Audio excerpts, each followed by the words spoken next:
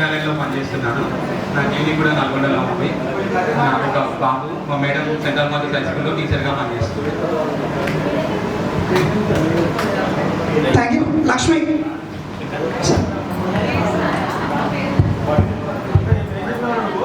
మీరు మా ముందు పిల్లల మాదిరినే కాబట్టి మీ ఫేసెస్ కనిపించాం. మీ క్లాస్ చెప్పినప్పుడు మీ ఫేసెస్ ఎట్లయితే కనిపించాయో ఫేసెస్ ఎందుకంటే మళ్ళీ ఇక్కడ కూడా ఉన్న ఆ గంట సేపు మీరు మీ డిస్కషన్ రెగ్యులర్ కలుస్తూనే ఉంటారు. మీ ఫేసెస్ కనిపించాలి. Try to understand. కొంచెం ముందుకు రండి. ఆ టేబుల్ సైడ్ చేయండి. మన అది ఆ టేబుల్స్ ఓన్లీ మన డిన్నర్ లంచ్కే ప్లీజ్. వేరే ఎందుకంటే మీరంతా